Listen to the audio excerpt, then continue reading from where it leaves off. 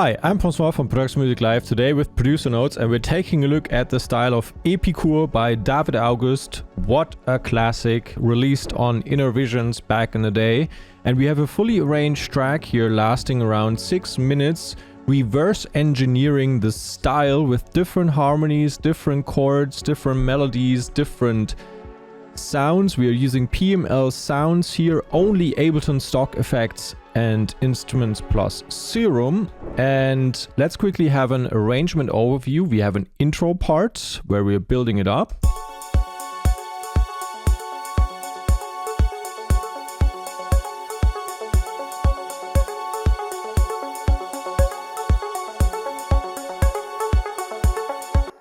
And then after a while, the bass is coming fully in. That actually makes more fun to play from here.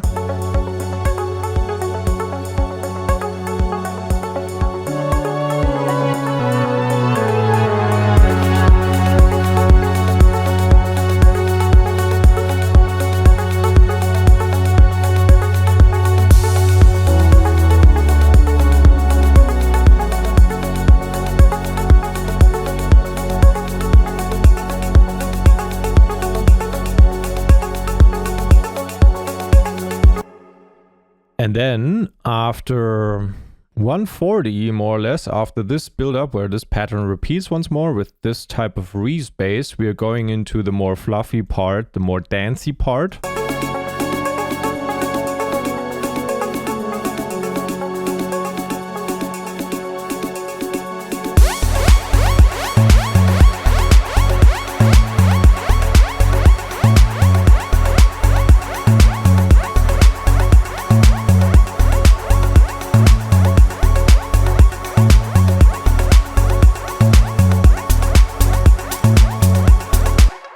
Yeah, and then we are going into the drop where we're playing the hook, so analog leads on top and a piano plucky type sound below.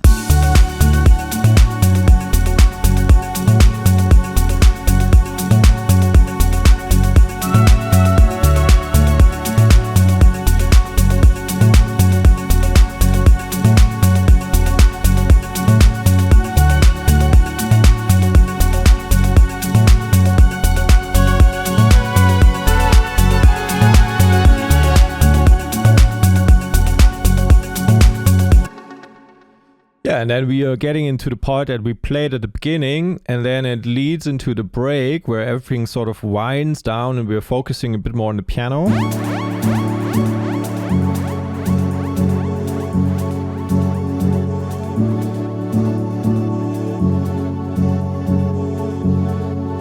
And then we are slowly bringing it back in the break.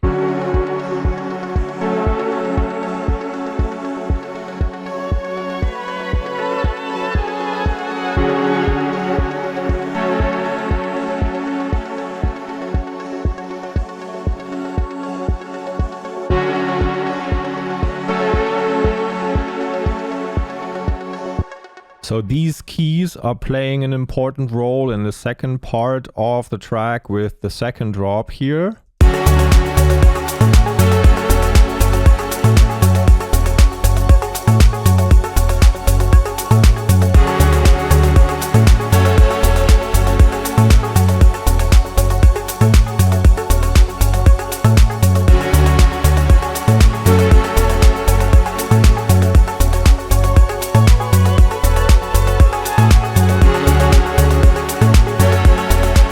So nice how everything Q and A is, so you have this na na, and then it goes back down here. So this one's posing the question, and this one is answering. So you have, and then the answer.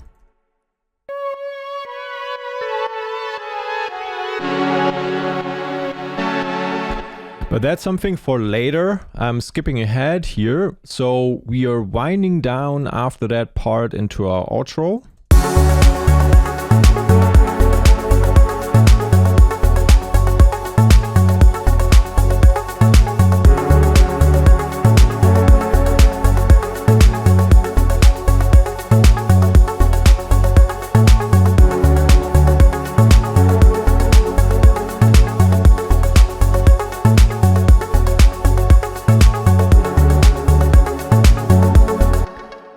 And then it's over. And before we go through the elements one by one, let's quickly take a look at the individual groups. So the drums group solos. And in the beginning part.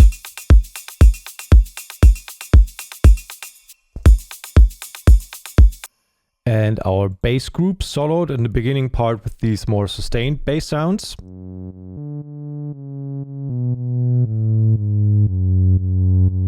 It's always funny how that sounds when you solo things and then how they sound in context. And the drop bass.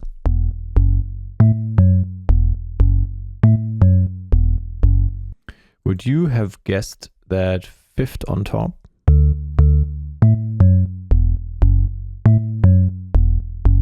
That one just really helps fill out the frequency range and make it bouncy. And the instruments group.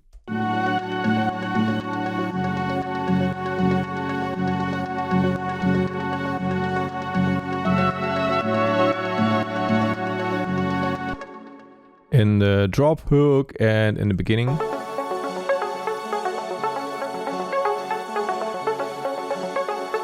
With very open pad sounds here. And then later in the drop, more focusing on these keys.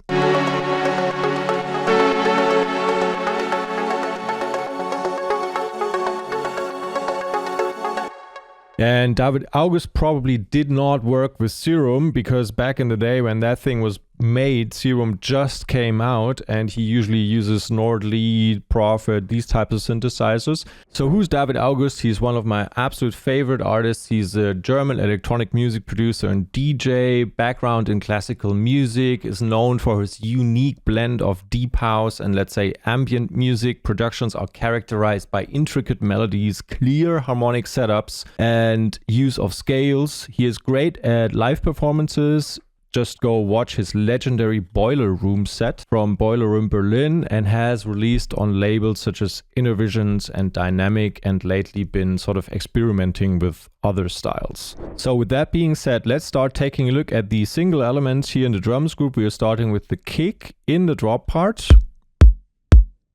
Sounds a bit like this sort of live kick you could get out of the Vermona or something, but we have all these sounds here in the Timeless Volume 1 sound pack, and this is the project file called Heaven, and you'll find all these samples and presets in this pack in the samples and Serum presets section. So then you're good to go, and on top we're layering a bunch of clap sounds and the snare. So the kick is pretty short and sounds a bit more like a live kick.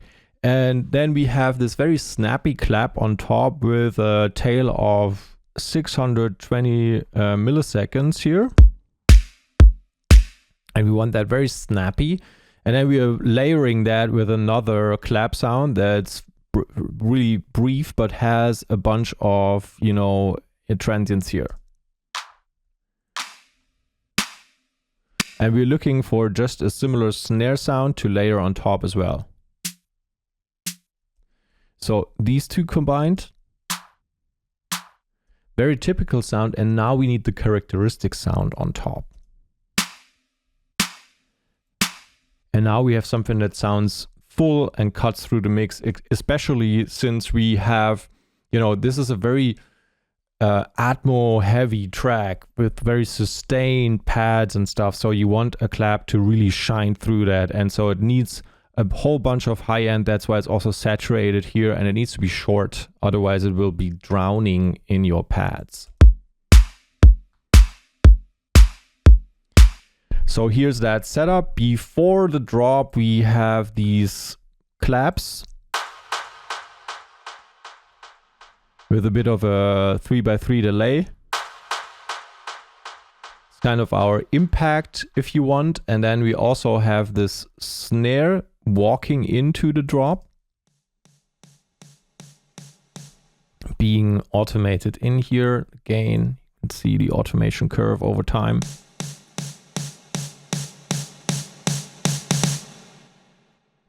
Very straightforward. And we also have this bongo below it in the pre-drop part.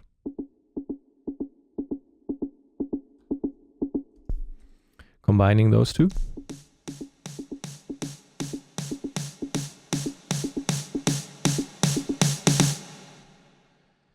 And so this is not that important, but I just wanted to show that as well, so you know where the sounds are coming from. And now it's getting a bit more interesting if we are sort of taking a look at the absolute key elements that are our kick, claps, and then also these percussive elements that are being layered on top. For example, perk element volume 1, perk element 1.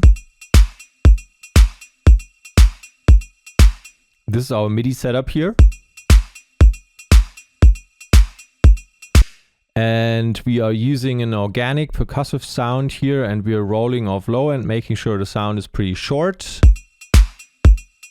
And we really want that metal feel to shine through. We even pitched that one into to sit nicely with the key of the track. And now we are layering this one with a bunch of similar elements, and you can see this one here is doing a different MIDI pattern, so perk 2, but perk 3 and ride 1 are essentially doing the same thing. So let's put those together. Perk 3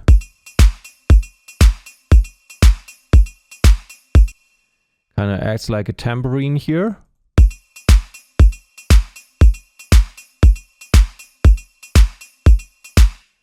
And then on top we have this ride sound, just a long ride sound, and we're really using the top end of it.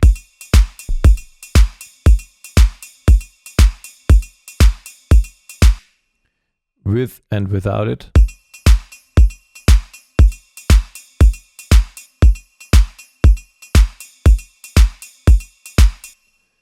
And this one is following the length of the MIDI notes here and also the velocity. So if I'm opening up the velocities down here, you can see this one is a bit more heavy on the first one, not emphasizing the second one. And then these are off beat.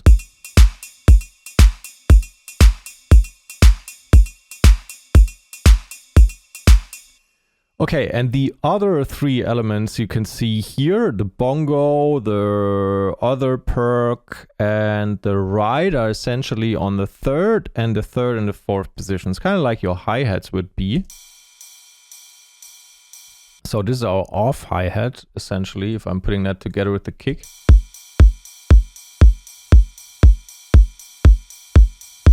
Again, long ride. From the D Premium Volume 6 sample pack, but also part of the project file Heaven here. So you'll find it in there as well. But if you're interested in drum sounds, check out our D Premium drum series, and you'll find it in D Premium Volume 6. It's from the Italian Stallion, and that is Chots, an artist from Steel for Talent. Bongo on 3 and 4. Okay, but we're using that bongo really in the top end here, rolling off everything that you usually associate with bongo, but we need that transient. And this gets combined with this other perk here from... Let's actually quickly listen to it without this bongo. And also without the ride. So just some shaker type noise.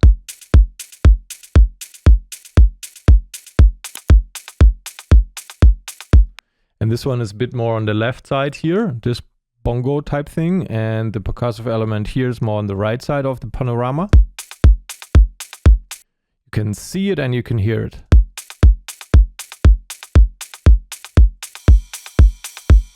So there's our drumming basic setup already in place, and now we're just filling it out with cymbals. And this is when you reverse engineer something and you're trying to sort of learn the thinking behind the style. Sometimes you have to layer a lot of elements to get to the sound source material, and you would not produce like this forward looking. That's why I take that with a grain of salt, because one shaker loop might do. this is just what we heard in the original, and then we were like, okay, so how do we put that together, because we don't have the exact original sample. So we combined a bunch of shakers and hats, but essentially this is not that important, because you need something in your offbeat position like this one.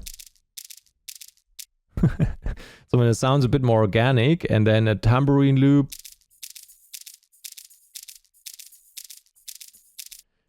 Or something like this. Maybe this is the most important sound in this group here.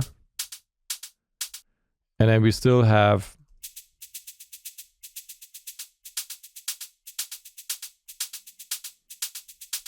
notice the velocities that are emphasizing on the third one.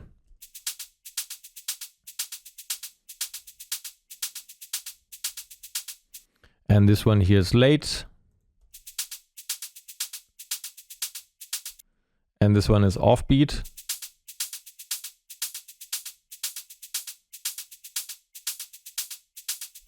And this one is in second position, this one is in fourth position. So we're covering all these positions with individual shaker sounds.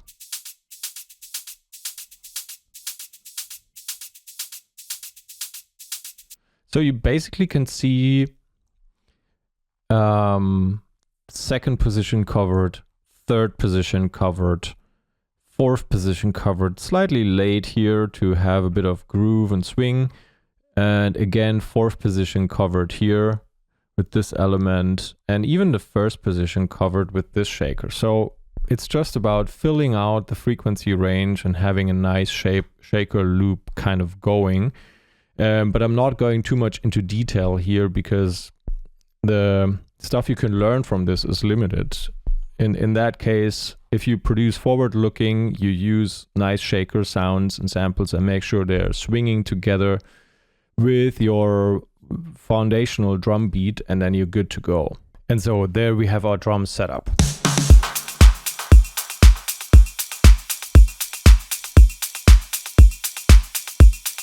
And so below that we have our bass group. This is on the group, a bit of saturation. The bass line is being ducked here with the sidechain. This is kind of your Ableton only LFO tool. And then we have the sub bass here. That's the fluffy bass playing these notes.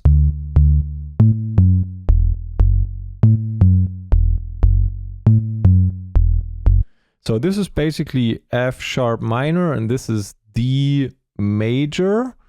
And we're starting with the D major, and then we're going down to F sharp minor. And these are the two chords that are going to be repeated here over time. And what are we playing in terms of the sound?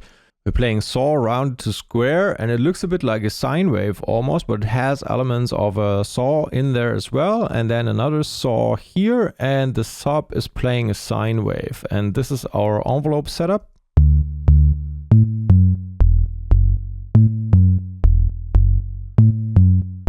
And it's just a super basic sound. This is our decay, this is our release. You can copy these values if you want the exact sound in your Ableton as well, in your Serum.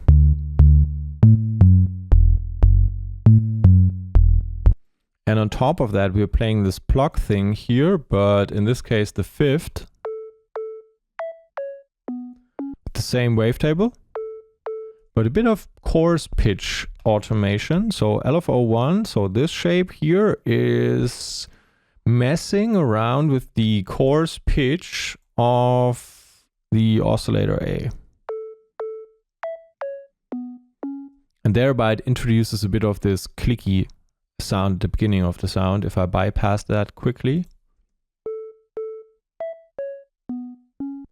and put it back on. And both together.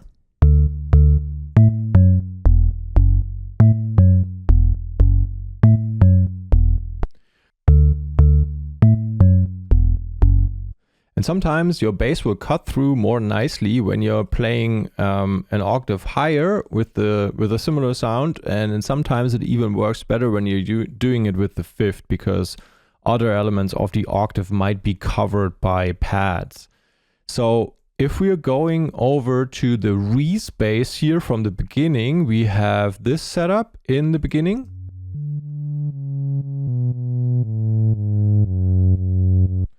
And in context.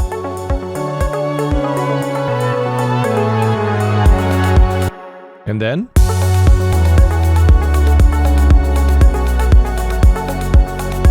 Such nice setups here that are landing on your root notes. I really enjoy that in the style. So what's going on? Let's quickly take a look at that sound in Serum.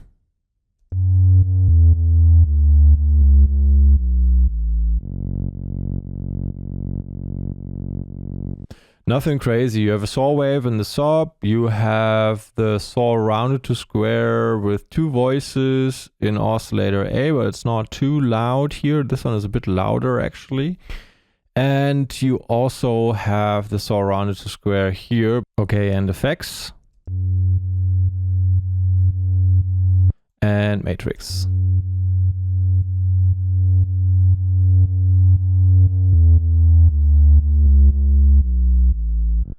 And so that's our setup, and we're just supporting our root node here with a second layer in Reese 2. We just want this more wide sound in the lows, and so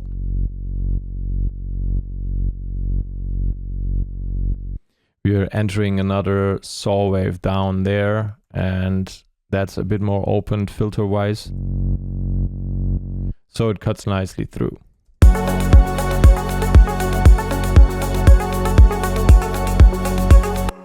Okay, over to the instruments group. We can start taking a look at this Pluck here in the beginning first.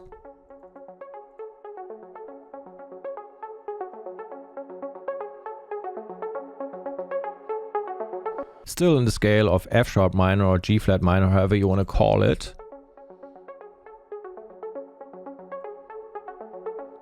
And we need this pattern that's sort of alive here and plays around and sort of keeps you busy listening, and it's combined out of two sounds.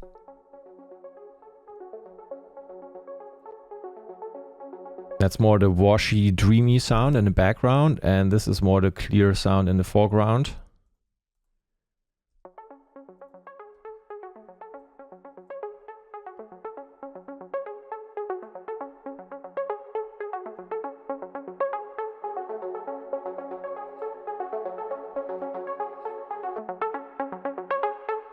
And so we're combining these two to model something that sounds more like a hardware synthesizer would sound.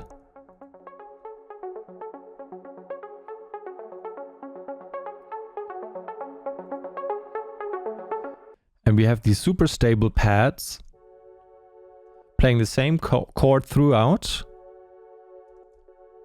And that works because we have a 2-chord track, and you can basically play F sharp here, but you can also play D. And it's still going to work.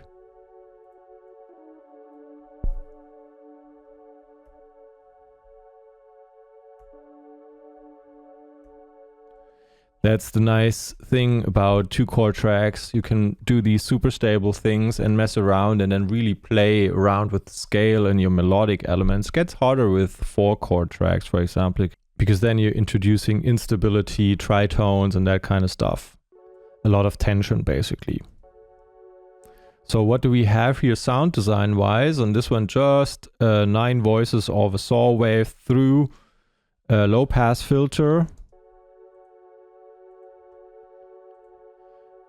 And we're sending that through the hall on channel A, on return channel A, which is 3 seconds long reverb, decay time. B actually is the echo 3x3 and feedback to 21%, and both of them get sent into this send channel here where we are sidechaining them to the kick, and then we are sending it to the master where it's getting compressed, saturated, and limited. And on top we have this pad. That's our bright one in the beginning, just the minor chord here as well. And in this case, we are trying to model another hardware synth. I'm not sure which one was used here. Maybe the Nord lead. So we have this element. Take a look at the first one. Basic mini 4 voices. Bit of delay and reverb here. copy the settings if you're interested, stop the screen, and the second one here. Bit more quiet, sounds like a bunch of sine waves. 4 sine waves stacked. And then we're cleaning up here a bit in the mids. And then below that, this is again another synth, and we're combining that with Evil Long Grease, 7 voices. And this one adds the cherry on top. So you had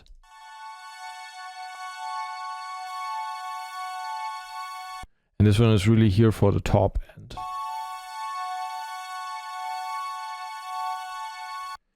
So that's how we had to put this one together. That's also due to the limitations that we set on us here by just using Ableton stock and Serum, nothing else. You might easily find another synthesizer that has this sound on board already, but there's another way of stacking sounds and layering them up and then getting to this setup. And below that we have pad 3. Saw waves, a bunch of them. Moving around, 5 voices, basic mini 3 voices. Slow attack times.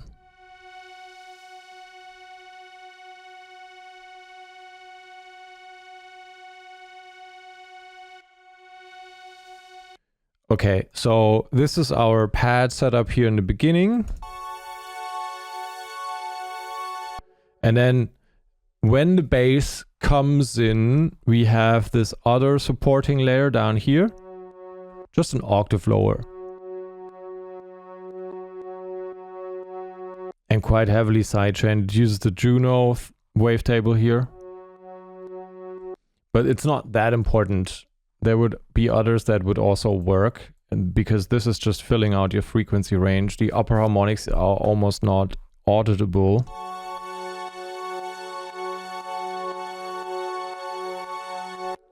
And if we go to the more melodic elements, now we have this lead low.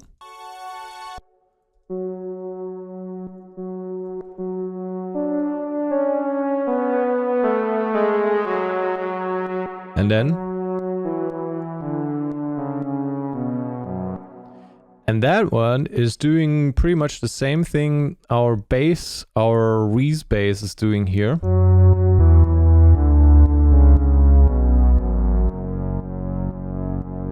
And we were a bit lazy, skipped one step here, but anyways, that works as well. What else is there? In this part, we have this atmo playing along.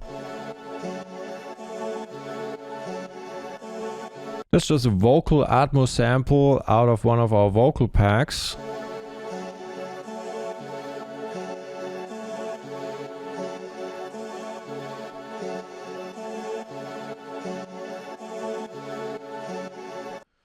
And it goes together with everything else. And then we have pad 7 here.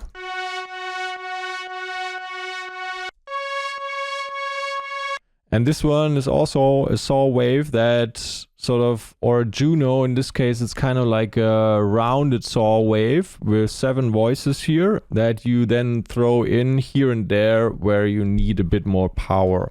But it's essentially, this is also a remake, so we have to stack these in order to get to the sound that was maybe achieved with only 1 or 2 elements. So, but you can just see how you can go about layering these things. And let's play this part here with everything.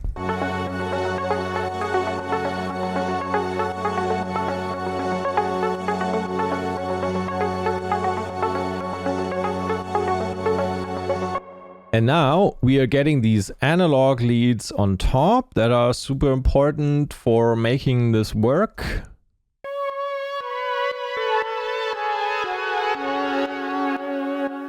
Again, just going the scale down.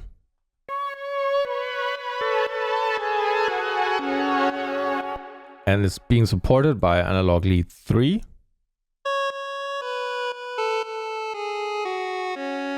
And you notice this one has a lot less reverb and delay and stuff. This one is more clearly in the front, so it's sort of set up to keep its clarity for the character of the sound with this slightly warped Juno wave.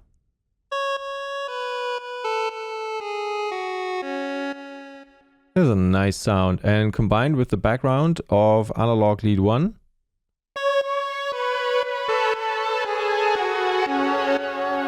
all of this gets sidechained here on the group, so don't worry about that.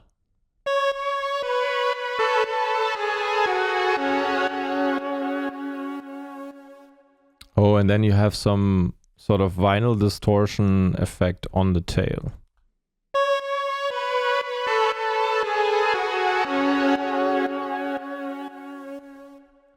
You take a look at what's going on here. Our mod wheel is going up. And what is our mod wheel controlling? That's the question. So the mod wheel is controlling the effects filter frequency. And that's that one.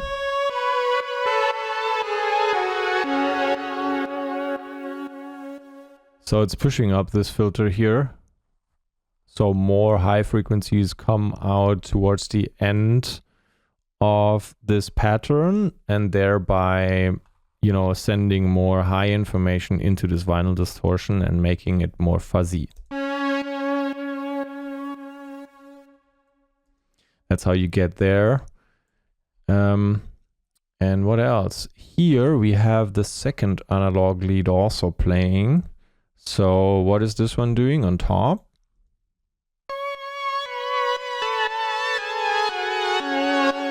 It's just a little more bright, so a bit, you know, a bit louder, a bit more bright, to cut through when the drop hook is playing.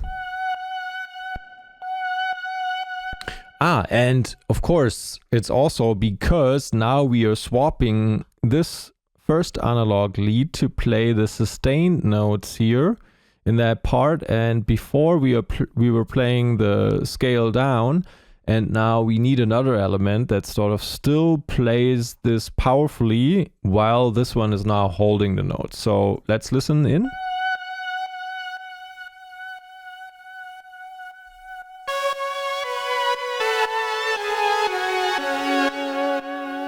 So in context with everything.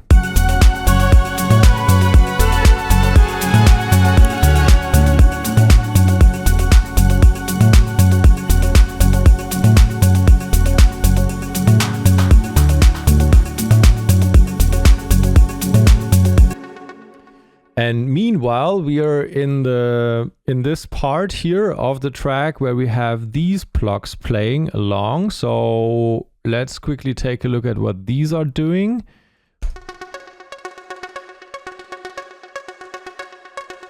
So we're playing the root and the fifth.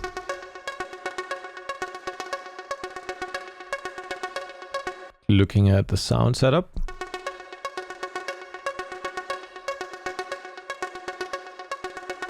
So very plucky sound here, and we're moving it around your ears. Below that, that's the one that's always a bit late, which is super important for the groove here. It sounds nice if you play it with the kick.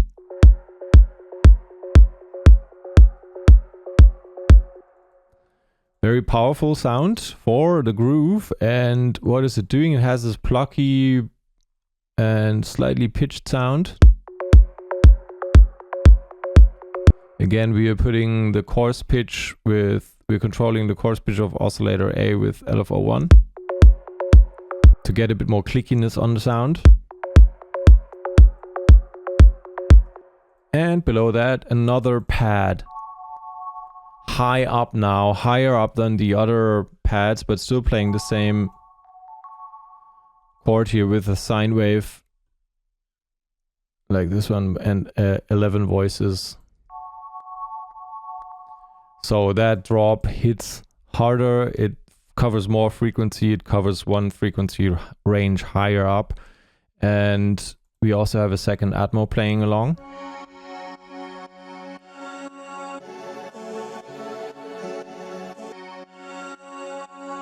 So it's just more frequency range covered basically here in this part.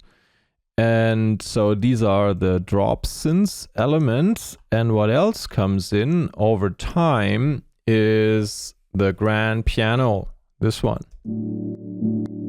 Very characteristic for this track. And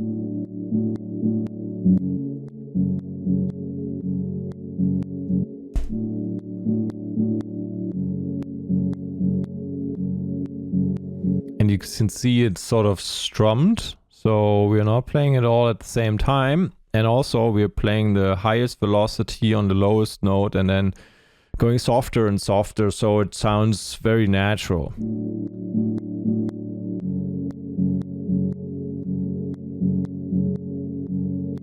Two sampled piano sounds here, so you can use it at home without having to install plugins or packs.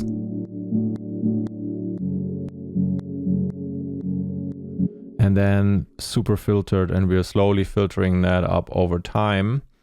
We're taking a look, we're filtering it up towards the break.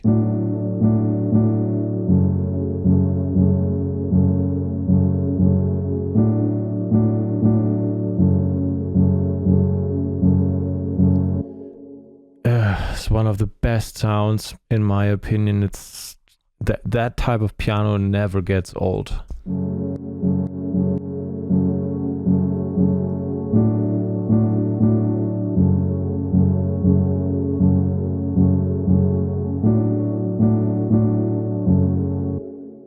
Just so nice. Okay, and what else do we have? Now this leads us into the keys that are then playing and sort of picking up once that piano is leaving the scene or the center stage in the mid frequencies in this break part here around 3 minutes. Then we are sort of handing it over to the keys, to these retro keys.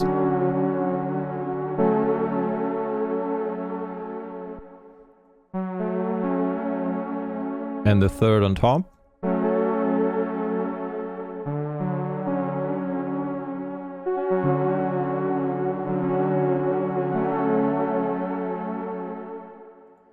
And we're playing basic mini with 8 voices here and with 1 voice for the center here. This one is a bit louder than that one, so this one is really centered around the one voiced oscillator.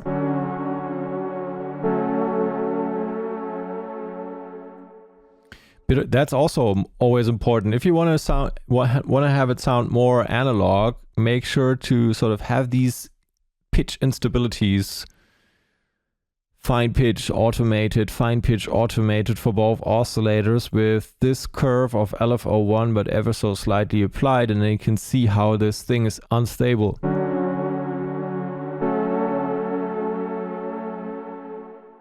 That's how you get there. That's how you make it sound less electronic in a way.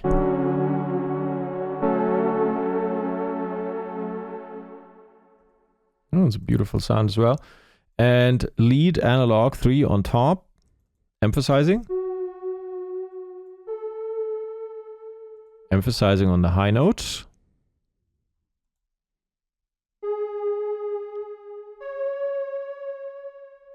So Juno, 10 voices, 1 voice, same logic here. This one is the centerpiece of the attention, and that one is sort of filling it out. Both combined.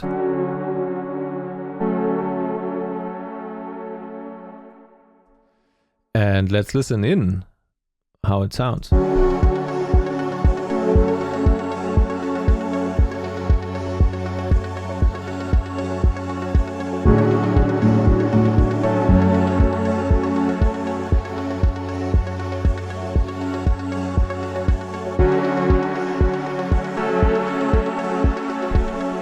And we have almost all elements covered now. This one is still a very interesting sound. Lead rare.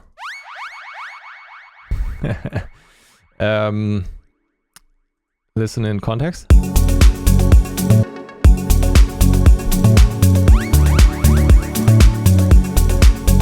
So what's going on here? We have another instance of Serum and saw wave and square wave, and we have that thing pitched left to right, but the essential thing is again coarse pitch automated for A and B, for oscillators A and B with LFO1, And that one controls here the coarse pitch with this shape.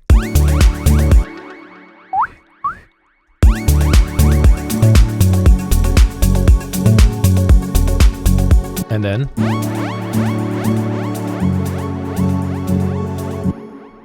maybe the original producer just had one note and then a long delay, but when you're not sure how they properly set it up, you can also draw it out in MIDI. And then bring down the gain. That's how you build your own custom delay tail somehow.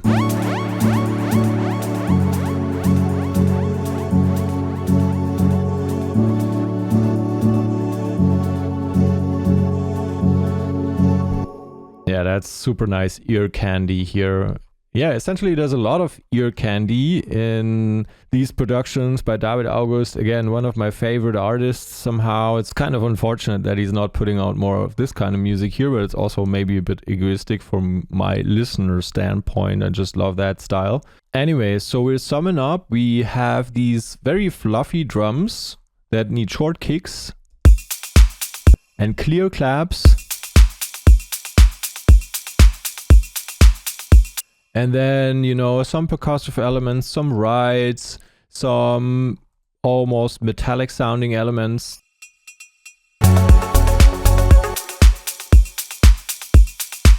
Very straightforward with a short kick with clear claps, because we have so many atmo type elements and ear candy in our instruments group that we need clear drum transients to cut through.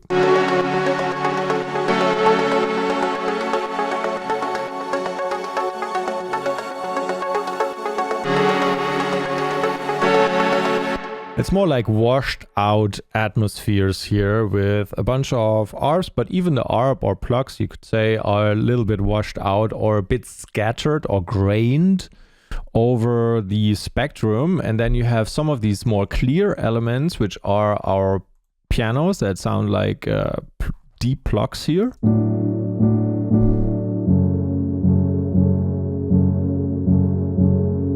Just that's the vibe. And it hands over the vibey part to these key retro keys.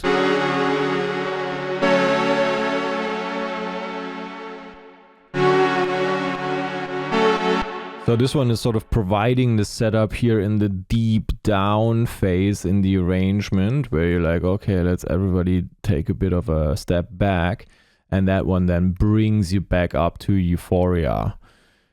So that's kind of the logic here in the arrangement. And we have these jumpy bass sounds in the drop parts.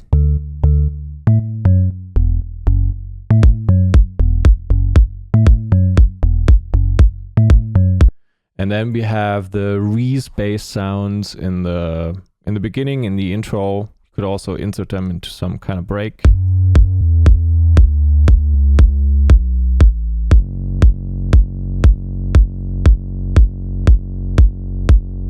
And then we have these analog lead parts that are also important to sort of emphasize rich support in our harmonically busy parts.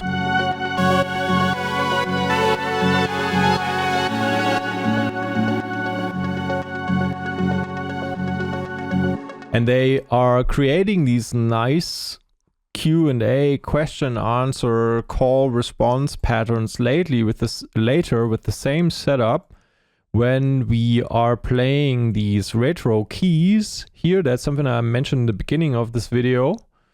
When we are playing the retro keys,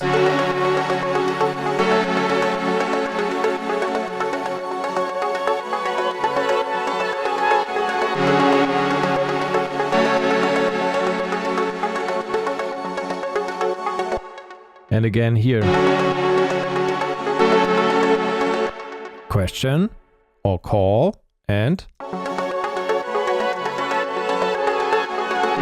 response, and again the call.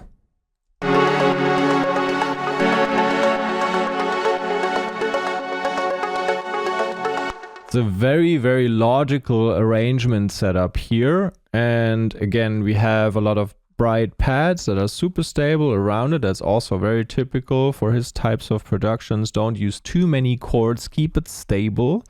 And then if you only use 2 chords in a track, you have a lot of freedom to mess around on the outside of everything.